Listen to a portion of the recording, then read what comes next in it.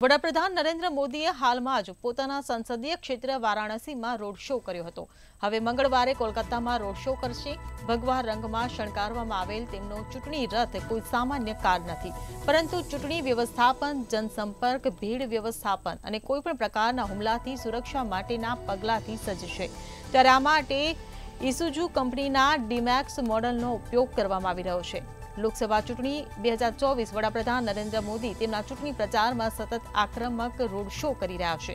જે ચૂંટણી રથ પર તેઓ રોડ શો કરે છે, આ કાર બુલેટ અને બોમ્બ પ્રૂફ પણ છે, તેમજ નાયબ પોલીસ અધિક્ષક રેન્કના અધિકારીઓ તે કારના ડ્રાઈવર છે।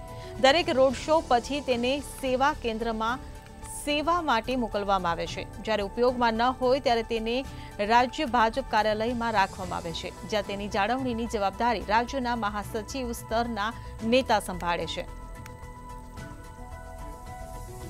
તો વડાપ્રધાન મોદી પણ વારાણસીમાં ચૂંટણી પ્રચાર કરી રહ્યા છે।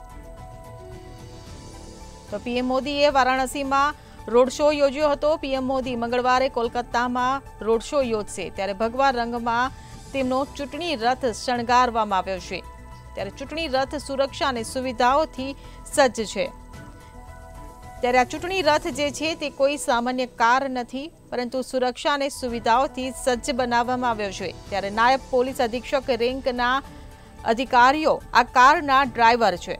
ત્યારે ઉપયોગિતા જોયા બાદ 20 કાર બનાવવામાં આવી। રોડ શોના 3 દિવસ પહેલા એનએસજીએ કારનો કબજો મેળવ્યો હતો।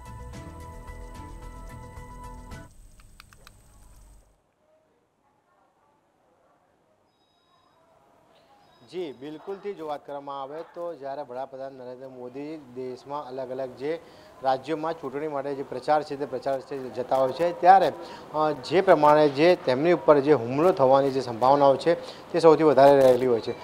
જ્યારે પણ દેશના વડાપ્રધાન છે તે દેશના વડાપ્રધાન કોઈ પણ સ્થળ અથવા તો સભા સ્થળની મુલાકાત લેતું હોય છે, તો તેના થોડાક દિવસ પહેલાં, એટલે કે 3 થી 4 દિવસ પહેલાં એનએસજી છે તે એનએસજી પોતે તે જગ્યા છે તે જગ્યાનું સંપૂર્ણ જે ચેકિંગ છે તે ચેકિંગ કરતું હોય છે।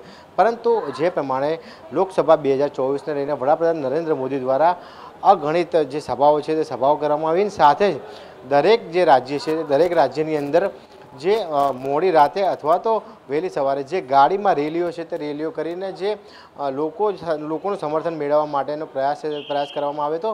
તેમાં જે ગાડી વાપરવામાં આવી હતી, એટલે કે ઇસુઝુ કંપનીની જે ગાડી છે તે ગાડી વાપરવામાં આવી હતી। લગભગ જો વાત કરવામાં આવે તો દેશમાં માત્ર 20 જેટલી જે ગાડીઓ છે તે ગાડીઓનો સમાવેશ છે તે આમાં થાય છે।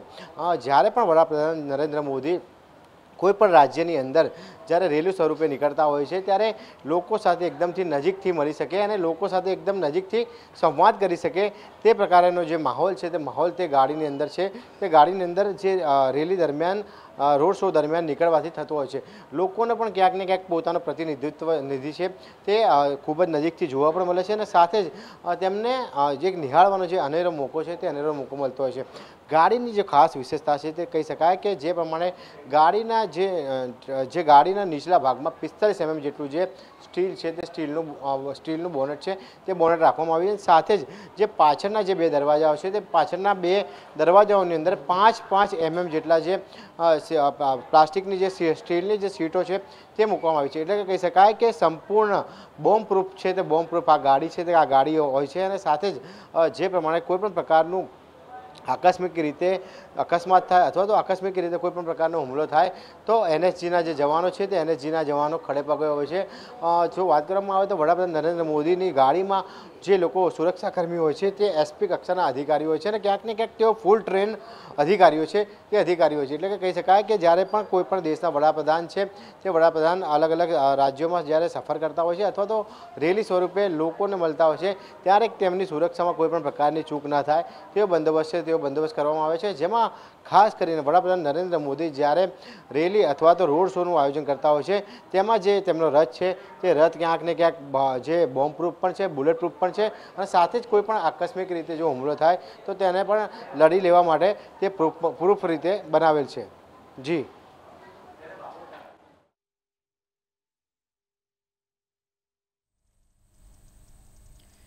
તો વડાપ્રધાન મોદી લોકસભા 2024ની ચૂંટણીને લઈને પ્રચંડ પ્રચાર કરી રહ્યા છે। સતત તેઓ આક્રમક પ્રચાર કરતા જોવા મળી રહ્યા છે, ત્યારે તેઓ જે ચૂંટણીનો પ્રચાર જે કારમાં બેસીને કરી રહ્યા છે તે કોઈ સામાન્ય કાર નહીં, પરંતુ ચૂંટણીનો જે રથ છે તે રથ ખાસ સુવિધાથી સજ્જ કરવામાં આવ્યો છે। ત્યારે બુલેટ પ્રૂફ અને બોમ્બ પ્રૂફ આ સુવિધા તેમાં પૂરી પાડવામાં આવી છે અને આ જે ભગવા રંગમાં ચૂંટણીનો રથ જે છે તે શણગારવામાં આવ્યો છે। ત્યારે ચૂંટણી રથ કોઈ સામાન્ય કાર નથી, સુરક્ષાની સુવિધાઓથી સજ્જ બનાવવામાં આવ્યો છે। ત્યારે નાયબ પોલીસ અધિક્ષક રેન્કના અધિકારીઓ પણ આ ચૂંટણી રથના એટલે કે આ કારના ડ્રાઈવર છે। ત્યારે ઉપયોગિતા જોયા બાદ 20 કાર બનાવવામાં આવી।